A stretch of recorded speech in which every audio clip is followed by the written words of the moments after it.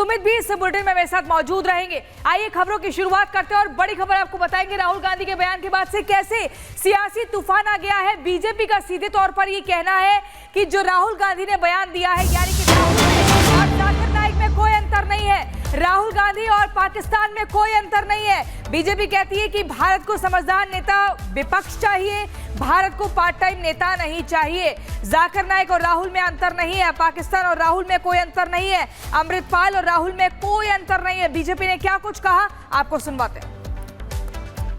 Fighting a political organisation, नेता प्रतिपक्ष भारत के हैं, संविधान जिसकी शपथ ली है वो भारत का है, और नेता प्रतिपक्ष भारत का कहता है कि हम भारत स्टेट से लड़ रहे हैं। यह पहली बार नहीं है कि राहुल गांधी ने इस तरह का बयान दिया है, बल्कि राहुल गांधी जो देश विरोधी शक्तियां हैं उनके साथ मंच साझा करते हैं, उनके साथ गुप्त भेंट करते हैं, उनसे फंडिंग लेते हैं और उसके बाद ऐसे बयान देते हैं जो भारत की संप्रभुता के लिए खतरा बनती है। और यह कहना गलत नहीं होगा, ऐसा नेता प्रतिपक्ष राहुल गांधी हैं जो आज कलंक हैं, गैर जिम्मेदाराना है। और इसी के साथ ये तस्वीर देखिए, आज इसका रेलेवेंस और बढ़ जाता है। ये एमओयू साइन किया इन्होंने, हम बार बार इस मुद्दे को उठाते हैं। ये ऐसे देश के साथ पार्टी टू पार्टी एक एमओयू साइन हुआ, आज तक नहीं बताया गया है कि इस एमओयू में क्या लिखा है। ये एक और तस्वीर, देश कहता है ये गांधी और सोरस एक हैं। आप बयान देते हैं राहुल गांधी, वो देश के खिलाफ देते हैं।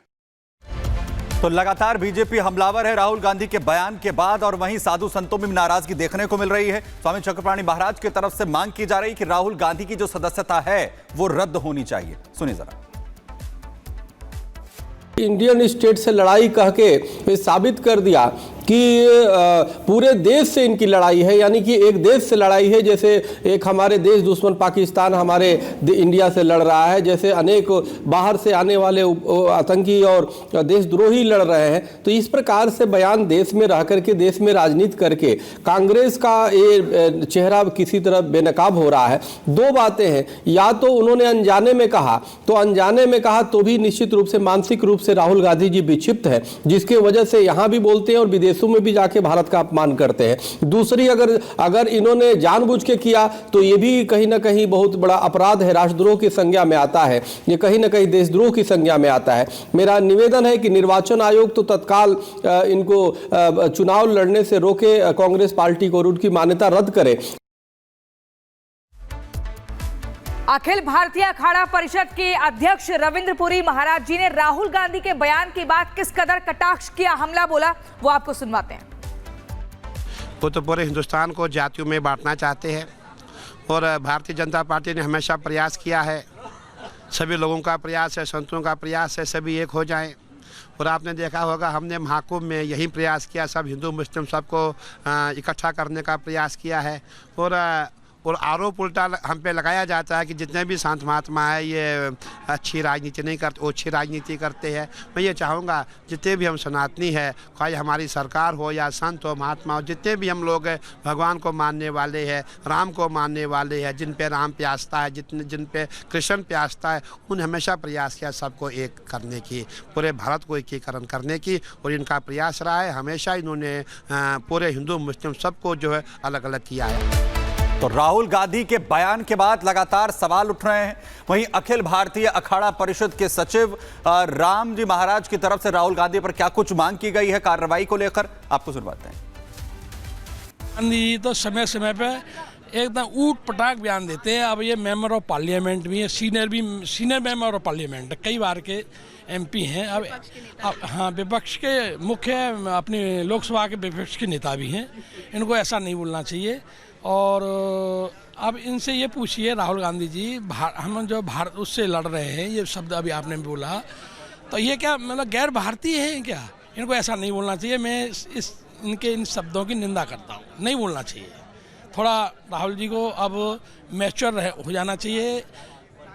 अपने भारत के सबसे बड़ा लोकतंत्र के विपक्ष के नेता हैं, इसलिए इनको जो है ना सोच समझ के बोलना चाहिए। और चलिए इसी खबर पर के बाद सीधा रुख करते हैं प्रयागराज, जहां पर प्रगति और मीनाक्षी हमारे साथ बनी हुई हमारी दो सहयोगी। सीधा प्रगति के पास चलते हैं, जिनके आसपास कुछ साधु संत और लोग भी हमें दिख रहे हैं। प्रगति, इन लोगों से पूछिए क्या राहुल गांधी की जो सोच है वो अर्बन नक्सलियों जैसी लग रही है? क्योंकि वो कह रहे हैं हर संस्था पर बीजेपी आरएसएस का कब्जा है, इंडियन स्टेट से हमारी लड़ाई है। ये बहुत ही बेतुका बयान है और ऐसा बयान है जिस पर सियासी घमासान शुरू हो गया है।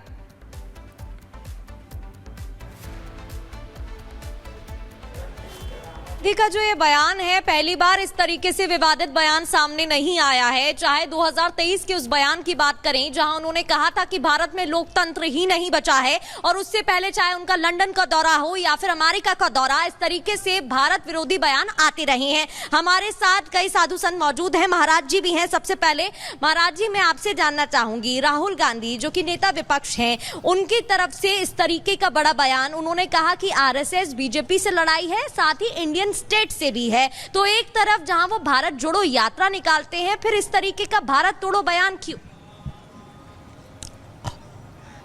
मेरा नाम राम गोपाल दास है। दास जो है पूज्य चरण श्री स्वामी नृत्य गोपाल दास जी महाराज, जो श्री राम जन्मभूमि तीर्थ क्षेत्र ट्रस्ट के अध्यक्ष हैं, श्री कृष्ण जन्मभूमि के अध्यक्ष हैं, उनका दास शिष्य है। और श्री मणिराम दास छावनी का जो कुंभ में खालसा चलता है उसकी देखरेख करता है। भारत जो है, भारतीय संस्कृति का जो सही मायना में जागरण है वो आरएसएस के आने से होता है। हम लोग रामानंदी है, श्री राम जी को अपना इष्ट मानता है। राम का जो लिटरल मीनिंग है वो दशरथ नंदन है, राम का जो फिजिकल मीनिंग है वो राष्ट्र है, और राम का जो स्पिरिचुअल मीनिंग है वो आत्मा है। आदिदैविक अर्थ राम का दशरथ नंदन है, आदि भौतिक अर्थ राष्ट्र है, और आध्यात्मिक अर्थ आत्मा है। तो आत्मा के रूप में राम को ध्यान में लेकर के लोग ब्रह्मचारी इस राष्ट्र में होते रहे हैं, और आजीवन अपना जीवन भगवान के लिए अर्पित करते रहे, आत्म साक्षात्कार के लिए। और दशरथ नंदन के लिए भी ब्रह्मचारी अयोध्या वाले होते रहे हैं। लेकिन राष्ट्र ही राम है, इस कंसेप्ट को लेकर के ब्रह्मचारी अभी तक नहीं हुआ। आरएसएस के आने के बाद राष्ट्र राम है, इस रूप में साधना की गई, और उसके लिए ब्रह्मचारियों को पैदा किया, ब्रह्मचारी तय हुए। राष्ट्र ब्रह्म है, राष्ट्र परमात्मा है, इस कंसेप्ट को लेकर के हम आगे बढ़े, और हम उसके लिए पूरे जीवन भर ब्रह्मचारी होकर के राष्ट्र सेवा में लगे रहे। तो श्री राम का ध्यान करना रिलीजियस सेंस से तो है, साथ साथ सिविक सेंस के थ्रू भी राष्ट्र के रूप में राम को देखना, वहीं आत्मा रूप में राम को देखना स्पिरिचुअल सेंस से है। तो जो सबसे राष्ट्रीय स्वयंसेवक संघ का जो सबसे बड़ा योगदान है वो राष्ट्र और राम को पर्याय बना करके देखने में है। बिल्कुल बिल्कुल। और